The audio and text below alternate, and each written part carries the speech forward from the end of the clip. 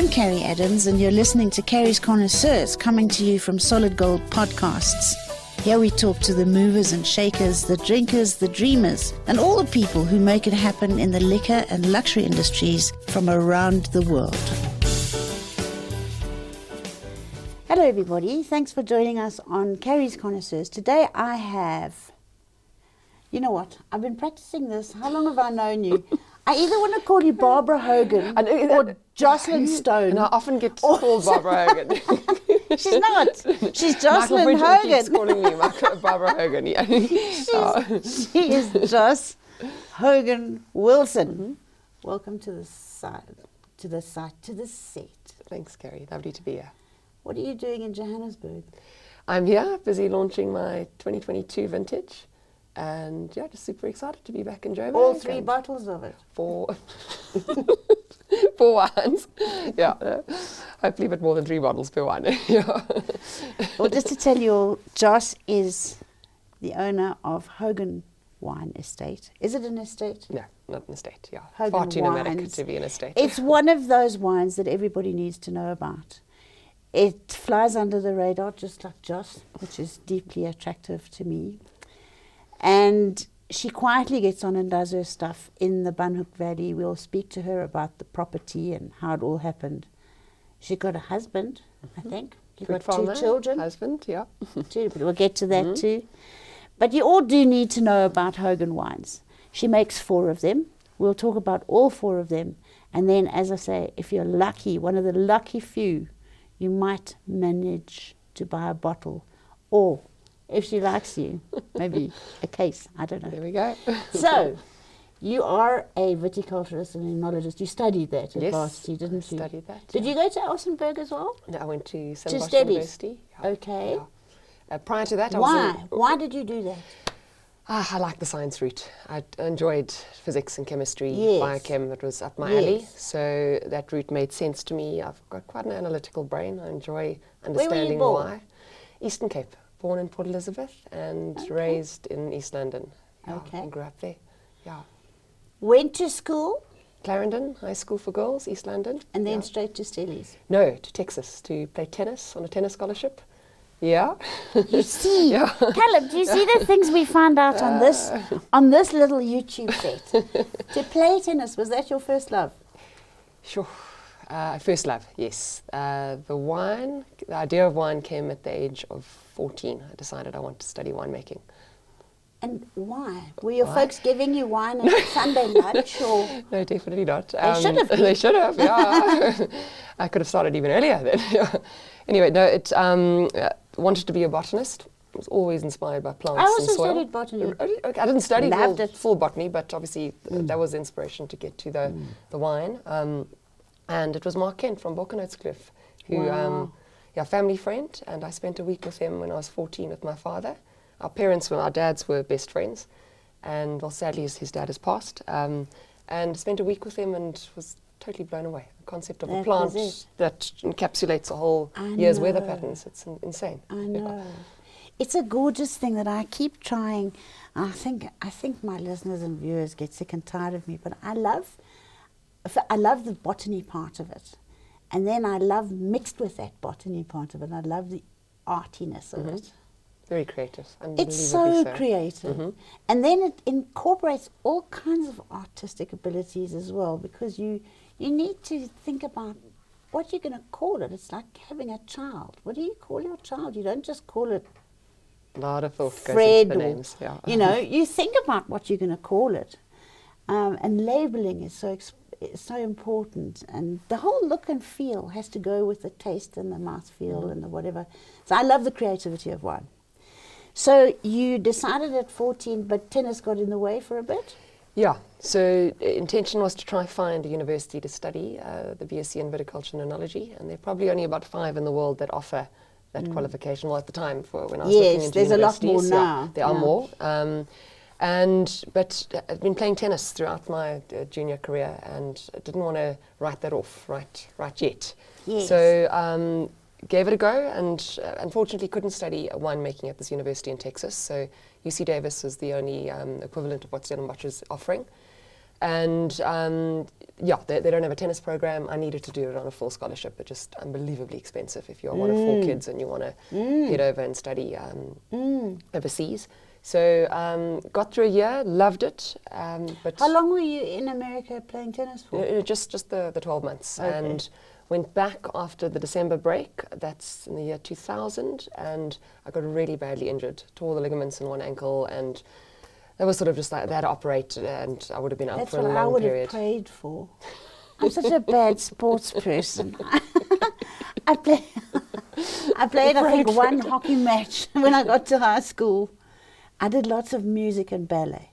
So I played this one hockey match and remember getting, somebody smacked my ankle. I can't remember if it was a hockey ball or a hockey stick that hit my ankle and cracked it. And my ballet teacher said, "You'll never play sport again." And I thank God for her to this day. Bernice Lloyd, thank you for stopping me from playing sport. I'm so bad at it. I'm really, really, really bad at it. But it's amazing that somebody can be that talented in that direction and in a creative direction. Thank you, Gary. No, I mean, not brilliantly talented, normally just a one or love. the other, hey? Oh, thank you, that's kind. Anyway, but if it weren't for the torn ligaments, I don't think I would have ended up at Stellenbosch. So yeah, it was favourable. Very fortunate, actually. So who did you study with in your year? Who are some of the all-time South African we had greats that you a were with? really great year. Yeah. And a lot of us lived in a house together. It's a house of 12 students, 6 guys, 6 girls. That must have been wild. Crazy wild. Beds were burnt. It was when there's no firewood. It was nuts. So I had Chris Allight, Peter Allen Finlayson studied with me, and we lived together in a house. And by default, a lot of the guys who lived in the house ended up in the wine industry. So if they were studying a BCom marketing, they all ended up in wine, just because the whole house just thrived and lived around the wine industry. What fun. It must have been a brilliant, it's an undergrad, hey? So it's 4 years. Undergrad, yeah. Chris Bastard, Rem Hoogte, he was also with us, a dear friend, and he travelled with me So overseas. Murray Bastard is married to a girl who I was at school with. Yes, Juliet. Juliet Yeah. was Juliet Bagnall, actually. She was in my sister's year, a few years ahead of me at school. So I've known the Bastards for 100 years. Very lovely family. Yeah, gorgeous they are people. divine, yeah. So you had loads of fun at Stellenbosch and then? From there to Margaret River with Chris Bastard. The deal was that I would organise the Southern Hemisphere harvest. He would organise the Northern Hemisphere harvest. And went off and did our couple of months in Margaret River, and we're planning to head over to Le Bon And Pasteur. did you love it? Loved it, absolutely loved it. It's a huge inspiration for what I do now, my time spent there. Is it? Very much so, yeah. Particularly on the Chard front. Chardonnay, yeah. Particularly on, and Cab, but definitely the Chard. It's sort of, Yes. yeah. Yeah. I model a lot of what I do with my Chard and what I tasted there, yeah. It's just invaluable, that kind of experience. How long did you go for? So it was about, throughout the whole harvest, about 3 months. Chris stayed on, and he went through the Nullarbor and drove all the way to Sydney, the lucky guy. I had met my husband the year prior. I didn't know he was going to be my husband. You see, that's a big problem, guys. We want to be bottling that stuff that makes you throw everything up in the air and change your whole life. Yeah. We need to be able to bottle that stuff, hey? What do we think it is? Yeah, I have no idea. I don't know what you We do know what it is if we study it. It's serotonin and all those things that make you feel gorgeous, but they just don't last long enough, Or they change and they morph into something else, don't they? Absolutely, yeah. So you'd met your husband, whose name is? Nicholas Wilson, and he is a fruit and flower farmer in the Bannock Valley, and hence I reside and work from that area. Oh, lovely. Yeah. And we met, and that was it. I obviously stuck to my plans. So I was going to go do harvests and travel a bit. But I think I spent my whole salary on just phoning him over those 3 months in Australia. So where did you meet him? Oh, no, I don't want to tell you, Carrie. Oh. No, Akka. Tell little us pub, snippets. You don't have to bear everything. Can you believe it? Never thought I'd meet my husband in a pub. Did you meet him in a pub? Second oldest pub in the country, De Akka on Dorp Street. Wow, okay. Yeah. So you met him before you went to Margaret River? Yeah. Oh, and then you've got your heart pulling you back. Heart's pulling you back, yeah. And strangely, Chris Bastard, the girl he was dating, is today his wife. So, and he met her soon before he left as well. Not in De Akka, though. No, not in De Akka. Yeah, we're not going to tell too many people that. We should have whispered that. That's all good. Dak is a good place. So you met Nicholas in Diaka. You went off to do your harvest, and then you came home. Then I came home and decided against going to Michel Roland at Le Bon Pasteur and looked for a job in South Africa. That was the decision to rather. So is that where come the home. tie-up came with the Basters when Chris went to? He went To over Michel. and I decided. I spent against. an amazing time blending 1 year with Michel Roland. Lucky It's lady. the most unbelievable palette I've ever come across in my Certainly entire does. life. Yeah. Yeah, no. Amazing character. Yeah. Remarkable Yeah, very man. generous too. Yeah. Oh, he's gorgeous. He's just larger than life. You know, Yeah. he's lovely. He's And he was made very happy to have us reprobates. I couldn't quite believe it. I know, but he's like that. He's terribly all-embracing of anybody who shares this mad common love that we all share. Absolutely. So you came home and did what? Came home, got a job with Bruce Jack. That was my first job as assistant winemaker. Can't really go wrong with Bruce Jack. I had an unbelievable place to What a start. gorgeous man. Very grateful for my time there. I really am. Yeah. And what did you make with Brucey? Sure. He was every variety you could think of that was available in South Africa. Bruce was playing with. He's and I like was a just- Gatling gun. He still is. He fires and the bullets go north, south, east, west, everywhere. Unbelievable But creative. most of them hit the spot, you know. Yeah, so it's new labels. Like every week, there was like a new label was coming I out, know. and Penn, his wife, is an amazing artist. She was getting involved with I know. designing them, and it just constantly. So what fun did you stuff make on the with go. Brucey? So just plenty of different things. So he had Longitude, the entry-level blend, Dragon Tree, Mary de Beau from I who's love the- that Mary de Beau. stunning from the Where Wellington. the girl no, did you sorry, not make? Wellington. That was Robertson, just outside of Robertson on the way to Montague. Amazing vineyards there. Frostline, Riesling, Yes. and the Syrah. It's one of the best Yeah. Rieslings I've ever tried in South Africa. Music Room. Music Room range was being made. Weather Girl, one of my favourite Weather white Girl, blends. Noon Gun. Yeah. What Such an incredible amazing place to wine. start. Yeah, we have an amazing painting in our home that my husband and I purchased when we were newly engaged, and it has a picture of I think it is the Longitude blend on the painting, and huge. It's probably like, I'd say 3.5 meters by 2 meters, so it takes up a whole lounge. Nice. But we walked into this gallery and saw this bottle of Flagstone Longitude, and it was the first big blend. I was, Ever a part involved of in. making and trucking in some wine and moving stuff around and coordinating, and it Gorgeous. was like the start of my wine career. So Yeah. when did you decide to buy this farm? Because I mean, buying a farm is quite a big undertaking, and you're still a baba. It wasn't, not me, I didn't buy it at the farm. So my in-laws purchased Dwarsrifiershoek, the farm we're on right now. Okay. That's about 40 years ago. And and they're from Johannesburg, and had hoped that their son would get into farming. So he went off and studied in England and agricultural studies. Is he and, a horticulturalist? No, so more food sciences. He studied agricultural food science and production capacity and all those sort of things Yeah. in agriculture and production. And promptly came back to Johannesburg and told his parents he's going into IT. That's enough to Yeah. make me go absolutely cold. Oh, I'm my terrified of goodness. IT. Yeah. So he got it out of his Terrified. system, thank God, and Or decided to maybe head he to would the have been farming. like super uber duper rich by now if he'd gone that Yes, route. I yes, mean, yes. everybody. I don't understand how you can be that rich on this. Mm-hmm. I mean, I can't believe that I'm so dependent on this. Sometimes I want to throw No, it's it like away. you're missing a limb. That's why. I It almost know. feels like it's a part of you. It scares me a It's bit. amazing. Yeah. Hey? Yeah. Elon says that we seem afraid of AI, but it's here because that thing is almost like an extended limb. AI is something that don't even talk to me about. I think it needs to be jettisoned off the planet immediately because as if the human race is not stupid enough already, we're making ourselves even more stupid by pressing a button and saying, excuse me, just tell me. Yeah, it's You know, frightening, Gary. They Absolutely. used to say that, in the olden days, they used to say, what degree are you reading at university? They can't say that anymore. We did used to read. We used to stay, don't you remember, staying in the blooming library until 2 o'clock in the morning. Yeah. Study, and we had to read and read and read and read and more read. And that's how you get clever, you know. Absolutely. Yeah. You can't just press a button and ask the No phone Google to Classroom, tell you. and so this morning my daughter's in a panic because we don't have Wi-Fi, and she can't study for her exam because see. she can't access Google Classroom. No, it's just terrifying. Another world. They're crazy. Anyway, enough. That's another discussion. We'll have another one of those. Now you are in. Okay, so your in-laws purchase the farm, and the two of you go and live on the farm. Yes. So Nicholas starts growing flowers. You start growing vineyards. no vineyards or not. no vineyards on the farm, Carrie. So everything is bought in. So Okay. it is primarily fruit and flowers on the farm.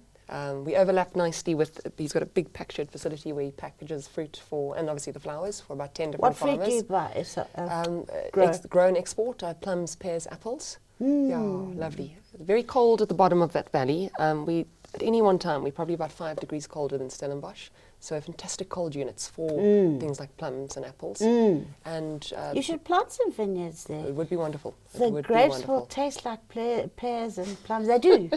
I've got this thing about the osmotic sort of process between, and if you look at some of those Cabernets like Giles Webb's, the mint, it comes from those eucalyptus trees. I'm telling you, I'm not getting into that topic, but it's delicious though. it Who is doesn't delicious. want it? I'm not adverse to it at all. Who Yeah. doesn't want it? So, you farming, and when do you decide that you're going to go on your own? You're going to do your own thing with Sure. the vino. So, Carrie, from Flagstone, I went on to Labrie and Franschhoek and Yes. took on as head winemaker and GM there. Fantastic experience, and then the kiddies came along, and it got hell of a tricky with international travel was now required, and we wanted to have 2 kids, quite with like a year, 2 years in between, and decided to take a sabbatical. It was just a little bit too much, the load and the children.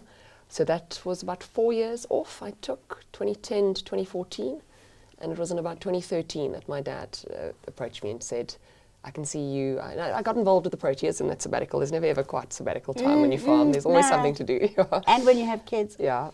And he said, I can see you itchy. You're really missing your wine, aren't you? And I said, terribly, Dad.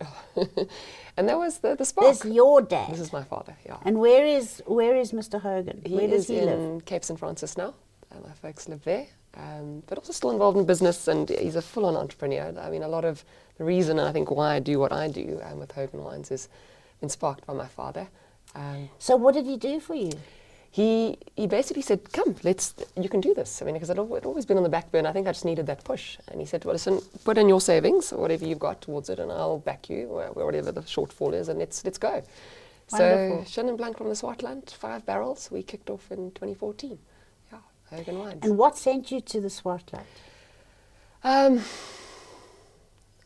I love the translucency of the wines, particularly on the granite. It's just absolutely pure. I don't think you can get a purer form of Chenin than granitic I know. Swartland Chenin. It feels like it's been strained through fine silk. Absolutely, that's a lovely way to put it. It's just so, it's so, delicate. it's delicate, but it's also crystalline, got that maritime sort of overtones to it, but it's so pure and so clean. I always feel like I could brush my teeth with it. Absolutely. Do you know what I mean? Without toothpaste. Mm-hmm. It's very clean and lovely, and that's what we look for, is the purity of fruit to make. You'll see as you get older, when you're young, you're so worried about all kinds of funny things when you're making wine and tasting it and doing and whatever. And then when you get older, everything starts to change. You get like an extra sensory perception when it comes to tasting wine. That's a good And thing. I'm very excited for that coming. Mouthfeel is so important. Mouthfeel is very important, and it's that clean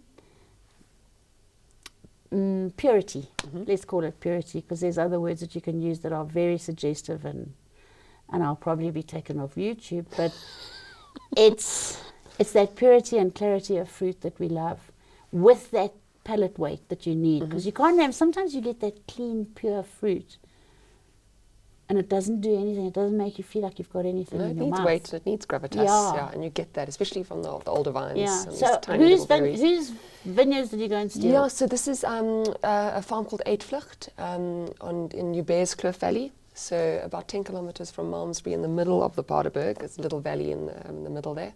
Such a nice place, this amazing. Swartland. Oh. It's so humble, so yeah, what you see is what you get when you're in the Swartland. I love it. Yeah.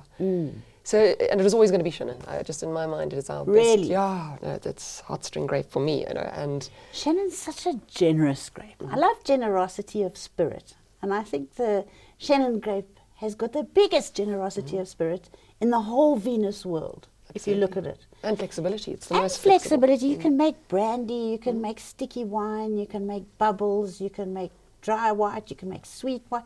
It just is the giving grape, Shannon. Floor wine. I experimented with the floor wine, growing Floor. floor, on Yes. my Shannon from the Swartland, which So you made works 5 barrels occasionally. of Shannon as your as the onset of Hogan. Yes. That was our first go at the Okay. first wine that we made.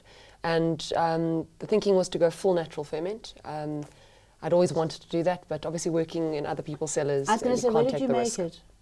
I say again, Where? Where? So Le Brie, I rented space. Oh, did you? From Le Brie. Okay. And that worked beautifully because a dear friend, Irene Waller, who studied with me, she took over from me and... And you were familiar with the cellar for sure. anyway, because you've been there. Yeah, no, I designed that cellar, so Yeah, I was fortunate it's like enough to have the cooking option in to your design kitchen, it. you know where everything is. And Absolutely, yeah. you So know how the oven works. So that was for 2 years, and then Hogan was growing, so they didn't have enough space for me, and then I approached Sawfleet to rent space, and I've been there since. Yeah. Is that where you still make it? Still make it Sawfleet, and I share a portion of the cellar with Virginia Poville, Jenny from Botanica, and she's been there since the beginning of her brand, and it works really well. They're a fantastic It's family. so at exciting, you Sawfleet. know, this little band of brave young Turks that have sort of injected Botox into the backside of the South African wine industry. It's just wonderful. It is. I've seen it come full circle. Everything works in 360s, we know that. But I've watched it sort of go from, I think I'm correct in saying that it's probably one of the most beautiful winelands in the world. Definitely, I Hey? have heard Madeira can contest South Africa Madeiras from someone got a who's special little travelled place in my extensively. heart. Portugal is beautiful. yeah. Madeira is beautiful. No, listen, all winelands are gorgeous Yeah. because we just love winelands. But the Cape winelands are extraordinarily beautiful. Also in their diversity. I mean, you can travel. I mean, like Yeah. 45 minutes, and it's like feels like you're in a different country. know. It's incredible. Yeah. Really do have magnificent winelands, and we've gone from having massive French Huguenot input, and some of the Italians, and obviously the English, and everybody put their oar in. But somehow that industry it's not too much of anything. It's a bit Cape, it's a bit Dutch, it's a bit Portuguese, it's a bit Spanish, we've got all kinds of varietals that do. people planted all over the place. And we went from hectically, strictly Afrikaans to this wonderful emerging sort of melange of cultures and this diversity of people who are being chucked into that great big sort of fermentation tank, and they're all fermenting together. It's nice. It's good fun. There's nice stuff coming out, and you're part of it. It must be very exciting. I feel very privileged to carry to what's happening on Tell what's me about happened the zoo over 10 crew. years. The zoo crew. Because that's all part of it, isn't it? Absolutely. So collaborative, like-minded in our thinking, I'd say, all of us in the zoo crew, and all independents. Our Tell parents are everybody small what the independents. zoo crew is. Yeah, so it is a group of about, it varies from Cape wine to Cape wine, and we're probably about 10 to 15 producers, and we all exhibit together at the Cape Wine event, which happens every 2 to 3 years. And it's just a fantastically energetic concept. And some Off the of wall. the best. I mean, who is my best boy on whole planet Earth? Duncan Savage. Yeah. He's in there. Francois Hasbrook, I think. Francois with us, Chris Alike. Chris Alheit. I mean, it's just everybody who's making a big difference at the moment is in that Absolutely, zoo yeah. crew. It's a wonderful initiative. Yeah, so just energetic winemakers who just have an absolute passion for South Africa. And Let's getting our talk wines out about there. let's talk about the Hogan wines, because that's what everybody needs to know about. We've got 4. So we've spoken briefly about Shannon. We know it comes from the Swartland. Are you still using the same vineyards? Still the same vineyards, exactly the same. Good girl. So You know, when- there's nothing like Granny's Victorian sponge recipe that she's had for 2,000 years. It works. It works, yeah. Just keep using it. For sure. Yeah. So tell us about your Shannon. it's, how do you make it? It's Yeah. all really like natural stuff, isn't it? I mean, it's Everything's natural. as natural as possible. So over 3 pickings, we pick in early Feb from the Swartland. The reason for the early picking is for freshness, because it gets up to, by 10 o'clock in the morning, it's almost 40 degrees. So you start picking at 4 or 5 in the morning, you try finish by 10. But that early picking portion is important for freshness and vibrancy and acidity, because you lose your acidity as obviously within a week you can. And what lose sort a of bricks huge are you amount. picking at? So anything from 20 to 21 and a half, yeah. So after the drought year in 2016, prior to that, I could push to about 22 bricks, 22 and a half. But the vineyards definitely took a knock over that drought period. Did they? Particularly in 2016. They normally quite like drought though, hey? I think it was just consecutive years of drought. Just too much, because yeah, there was about 8 sometimes, years of drought. If we me, counted I'd them say all 16, up. 17, 18, 19, for me were the 4 bad drought years, and then reprieve in 2020. But there wasn't a reprieve for those 4 years, so that's where they did take a knock.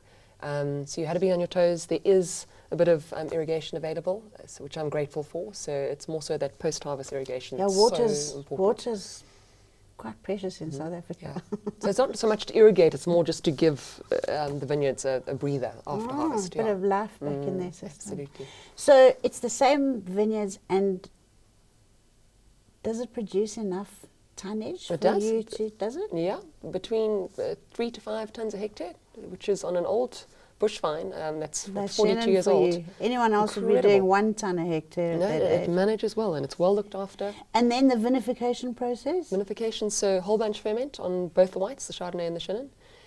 The grapes go into a cold room overnight, for which I'm very grateful. My husband being in the fruit industry, I can utilise. Yes, put all the these cold flowers rooms. outside. No, let's go. And the plums, they can Yeah. go frot and wrinkly. So, well, fortunately, the plums are all done, and it's sort of, the timing Yeah, works. the timing is different, yeah. And, so the grapes will come in from the Swartland, and that's about a 2-hour drive. So they'll get to us at about 12 o'clock, and it's hot, Carrie. So getting them into a cold room at 10 degrees is Quite hugely important, yeah. beneficial.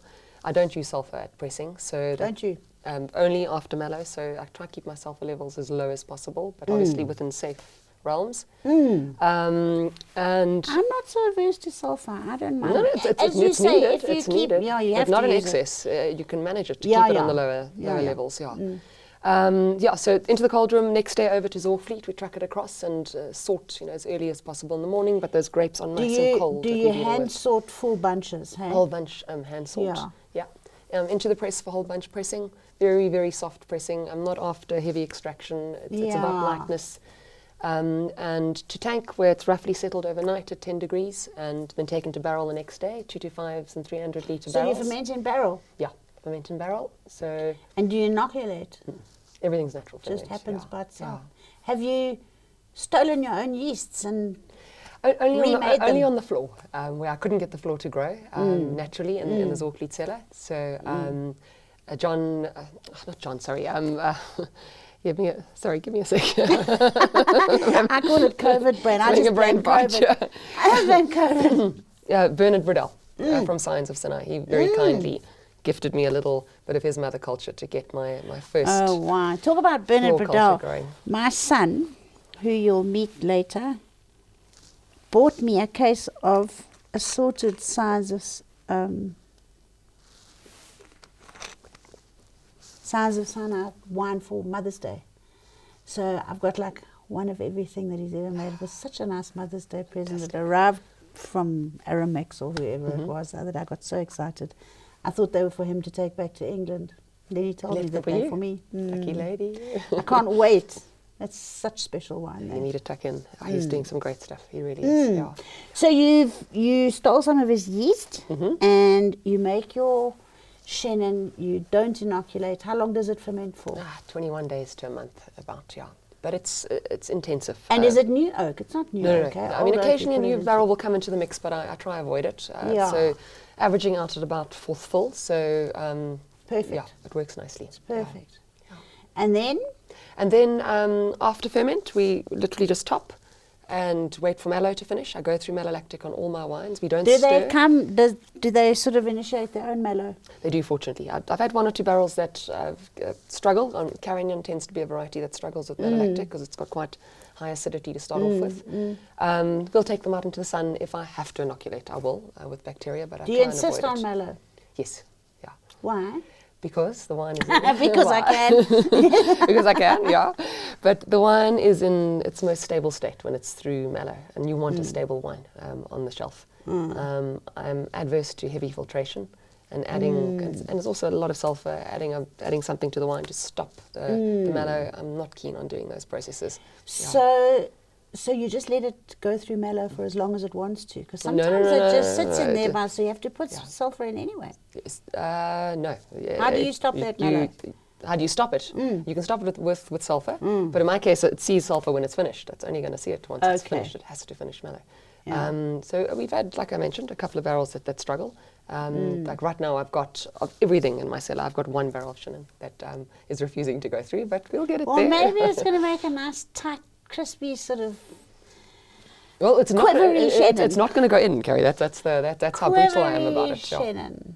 It's not stable. Sometimes I like those high tensile wines. I got you. Those sort of Chablis-ish type wines. Chenin's not going to make a Chablis, we know that. But sometimes an unoaked Chenin can be so attractive. It can just be so fresh and clean and gorgeous. I love it. Too. Yeah. Try. So It's like forcing your child to write with its left hand or its right hand. If it doesn't want to do mallow, leave it. exactly. I'm not a Montessori parent, but I don't believe in forcing. Well, I do believe in forcing it sometimes. I do agree with you. Mellow's a good thing, but sometimes too much of a good thing, and then you end up with a big floppy, flabby old lady who's got So we the avoid elastic gone in her batonnage. panties. Do you know what I mean? Yeah, got you. Okay. So we don't want the flabbiness and the fatness. I don't stir. If there's a bit of reduction, we'll have to. But we avoid the processed just to keep the wines vibrant. Just like slow autolysis happening in the barrel is what I'm after. Texture. We love Chenin. We've spoken about nothing else. You've got 3 other wines. Yeah. You've got Chardonnay, which is gorgeous. Tell me Thank about you, your Carrie, Chard. yeah. So Chard is sourced from Bannock, just above Zorgvliet, a vineyard there at about 350 metre altitude, on rich red soils. Where is that? Sort of like, So the farm's called Summer Court. is it sort of next to like, Zorgvliet. you know which farm I'm thinking about with an O? Oldenburg? Oldenburg. So Oldenburg are opposite, other Yes, side of the valley, and that's yes. where my husband and I, our fruit farm is. Oh, it's so Yeah, pretty, beautiful back pretty, there. It pretty. really is stunning, Yeah, yeah. Oldenburg's one of my favourite. Stunning farm, absolutely. Yeah. Okay, so your Chardonnay, what do you do? Carrie, Pretty much the same. Pretty much the same. So it's Bannock and Elandskloof grapes. So high altitude grapes. So in my mind, quite Chablis-like. This Nice high and altitude foldy, gives yeah, this crispy, clean, beautiful yeah. crystalline character. And 12% alcohol. So the no. older oak too, for me, it is. I classify it as lightly wooded because that wood is so in the background. You can't even taste the oak on there. It does the job it intention. needs to do. Yeah, for structure and stability, but it must very much so be in the background. Yeah. Thinking there. So treated exactly the same as the Chenin winemaking. Then what is the lift? Yeah, so the lift was the floor wine that we made. Was that the floor one? Yeah. I didn't taste it. It was gorgeous. It was so Was much it? fun. It was really fun. Tell everyone how you made it. I can't make it again because the floor bloody won't grow. So anyways, but when the floor does grow, there'll be another one. So it is a multi-vintage. The concept is to have a few vintages of Chenin. So a slightly oxidative style of wine. And 50% of it is under floor. So you don't get too much of that floor character, Yeah, that nuttiness and that. sherryish, yeah. It's just a hint of it. And it's from my early picking portion of Chenin, so very low pH, like 3.1 pH, very crisp. And with it being the early picking, it's a little bit more neutral. So if you think of Palomino that they use for sherry, it is quite a neutral grape. So hence the Chenin and it Perfect. being early and fresh, it's fairly neutral, the wine. Yeah, So unusual, so different. so much fun, Lovely. yeah, very umami. And then so we get, yeah, it is interesting. umami. Yeah. And then we get to your red blend, which, you know, I studied in England. I studied all my wine stuff in England. And one of my favourite wines was Chateau Mouzon. Brilliant. And I know that it's one of yours as well, which is Absolutely. why I was so interested when you made your, whatever your blend Divergent, is called, yeah. Divergent. Always makes me think of Bruce Jack again. The name, There's it could be like a breast two jack. roads diverged in a wood, Yeah, you yeah, know. absolutely, yeah. He had a wine called Two Roads, Yes, if you remember. he did, yeah. So what is in? Tell them. Yeah, Gary, Carignan, so Carignan, which I'm crazy about. Also Amazing love it. variety. It's a funny grape. Bit of a love-hate. I get Yeah, it's different a bit of responses a about bitch of a it. grape, actually. It can make gorgeous wine, but it's an only child. It needs loads of attention. you know. Loads and loads. Yeah. I mean, in terms of mildew, it is impossible No, to it's a find. horror. It just mildew all the time, so we've got It to be on our catches toes. everything in the vineyard. I always say it's the AIDS baby of the wine industry. It loves catches floor. everything that's going The floor's growing on it, and it won't grow on my damn shit, and it'll grow on the Carignan, no problem. Anyway, yeah, so it's Carignan, it's Cinsault, and Cabernet Sauvignon. So inspired by Chateau Moussard. So after meeting Serge at the It's one of the greatest wines in the world. in my mind too, Carignan, Yeah. definitely, yeah. It's like a feral child, and It a good, is but a good feral completely child. feral. Yeah. And I do feral. Yeah. Yeah. So it was intended to be a Cab Cinsault, inspired by the wines from the 60s and the 70s. Yeah, but now where did you find Carignan? Because to the best of my knowledge, there was only, you know, when I first came back to live in South Africa, there was a guy called Alex Camera. It's from his farm. Is it from there? Yeah, I think his yeah. farm was called Welgegrond. That's it. Yeah. And to my knowledge, that was the only Carignan in the country. There might have been one mangy vineyard somewhere else that had Carignan. Yeah, and still there's very Okay, little. so that's where you get it It's from. Alex and Sheila Camera's old farm. Okay, Yeah, sadly, right. they've sold it. Yes. And Alex passed, Yes, sadly too. I saw but he was the spark. He phoned me for 10 years and at my previous jobs and said, Jos, you've got to work with this variety. It is He brilliant. came to see me at Norman Goodfellow's one year, and he insisted. You know, his wife was so active in politics and what have you, and I'd known them from there. And he insisted that I taste it, and the first vintage that he made was so horrible. It was so horrible. It you improved. just could not drink the stuff. And I tried to. I'm a Libra, and I tried to be diplomatic, and I was trying to be nice. In those days, I was still new in the wine industry in South Africa. I was trying to be nice and diplomatic. In the end, I said to him, Alex, I can't sell this wine for you. It's horrible. We're going to have to do something. I'll help you. I'll talk to you. We can work our way through it. But the grapes were lovely. But then, as you say, it's just what happens to them Yeah, once it's you hard get work. them into Carignan them. is not Yeah. easy. Yeah. Yeah. And it's taken me quite a few years to Yes, I'm sure. So sort it out. what's the optimum recipe for Carignan? So what's fortunate about it is that it's an early ripener. So we pick it late January, and it does exceptionally well in that Asperus climate, red rich soils. It loves it in Wellington. It does exceptionally well. So this is about a 20-year-old vineyard. Nice one. With the mildew, you've got to be on your toes with your spraying. In November, December, you cannot What do miss you the spray spray. it with? So sulfur, we try use. Sulfur is the wine's doctor. It's the winemaker's doctor. Just have to have sulfur in your It's got to be recipe. used all the time, yeah. But carefully, I assume. Hey? Absolutely. So it's more about the frequency of your sprays. Yeah. Yeah. So carry that, and then in the cellar, it's got a very, very high acidity. So, as I mentioned, it doesn't always want to go through mallow. So to get very geeky, there's an acid called succinic acid, which is almost like a hidden acid. Yeah. That you think that a wine's too mellow, the pH and the acid look beautiful, and all of a sudden your acids, skyrockets to 7.5. You're like, where did that come It's from? like a latent When you- acid. when I you know, press it's horrible. Happens a bit in Merlot, you see it sometimes, yeah. So it can be tricky, but it's a beautiful sour type of acidity, unlike any other acid from any other It's variety. like I've sour worked with. black cherries. Sour black cherries. exactly black what it is. plums. It's got, it just adds such a lovely dimension to a red blend. I love it for that. I also do. Yeah. For me, he's the feral child, or she, whatever Yes. is the Carignan in It's the they, mix. them. Yeah. Yeah. It's Or whatever. Yeah. Yeah. And then, Okay, so those are the three. And do you obviously just vary the percentages from one vintage to the next? Whatever it's tastes stuck nice? to around about a third. Okay, good. And this is the first vintage, the 2022, where I've upped it to 50% cab, 25. Because correct me Cinsault, if I'm 25 wrong, but Carignan. Cinsault can also get that sour black cherry Not- flavour on it sometimes. Not in my mind, For Carrie. me. For me, it's more red fruit profile. Maybe like a sour red plum. Maybe but a sour red maybe plum. I would rather go with the red plum than a It black does plum. get sour. You're not a It black can plum. be, yeah. It's a red fruit. Your Cinsault is red. Definitely more red fruit oriented. It's a sort of a translucent red fruit, really, but Yeah.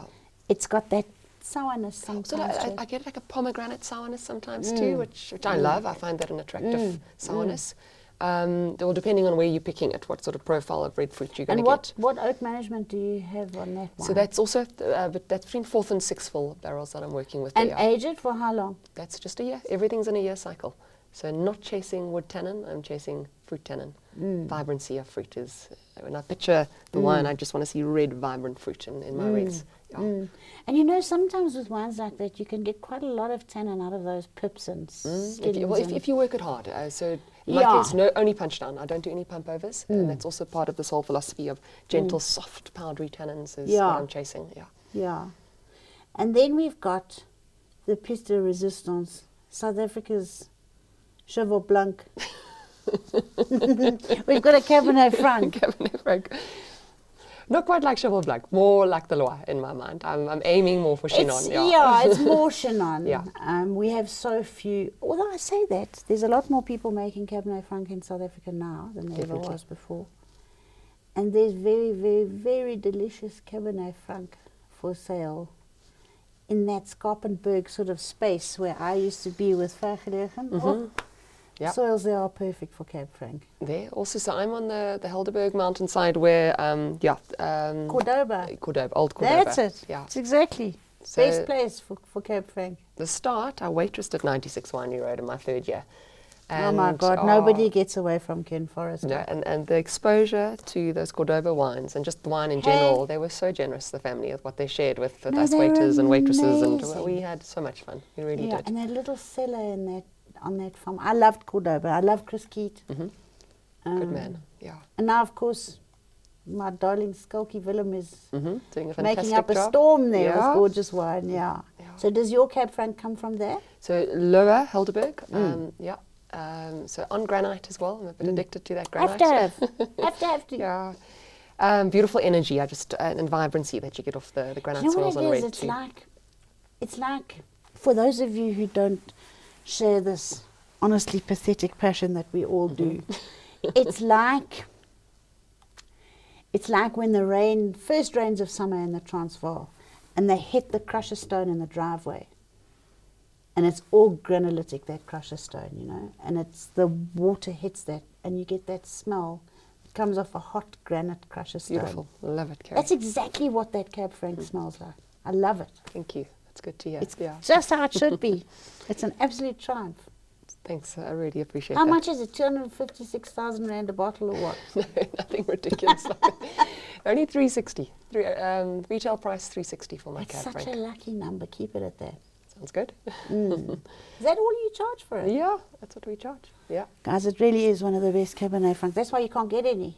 Very little of it made, sadly, I'd like to make more eventually as we grow, Carrie, but I can only grow so much. It's to attend to every barrel. So when you there. say grow, do you lease these vineyards from these farmers, or do you go and choose a vineyard and say, I'll tend it for you, but I'm not going to pay until I buy? You just buy the grapes from him.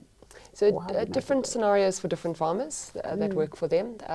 Very often a vineyard is shared between winemakers. So in the case of my Cab Franc, I share it with Christy Lariche.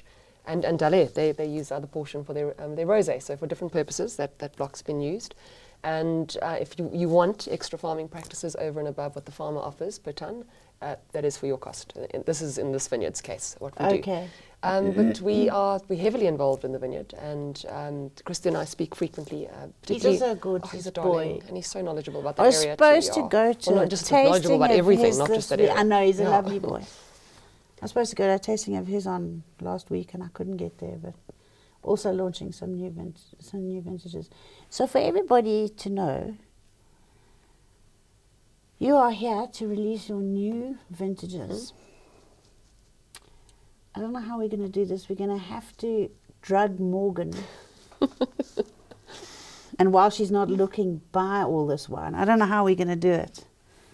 There's not lots to buy, is there? And what vintages are you releasing? This is 2022 that we're on. Yeah. All 2022? All 2022, yeah. Do you keep anything back as a library for yourself? As much as I can, Carrie. So Don't tell me that. when I say as much as I can, geez, we're talking like 10 cases is all I can really afford to keep back. But it's important. It really is important to go back and library. see how you've grown and how things have evolved. It really is. Yeah. So exports, dare I even venture the question of exports when you've got so little wine?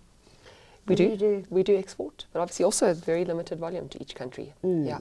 So in the UK, I'm with Richard Kelly from Dreyfus Ashby, and his knowledge obviously of South Africa is brilliant, and just he really is great, and was my first person to take on Hogan and start exporting. Japan, also a strong market for us. They would love those clean wines. Yeah. So they love the Cab Franc with all the Asian food. Amazing pairings and ideas they come up with the Cab Franc. I think they've got more Michelin-starred restaurants per capita in Japan than anywhere else in the world, actually. They do, yeah. But yeah, the focus is heavily on South Africa. We're probably about 50-50 in terms of export versus local. Yeah, you have to. Unfortunately, with our economy at the moment, you wouldn't survive if you didn't export.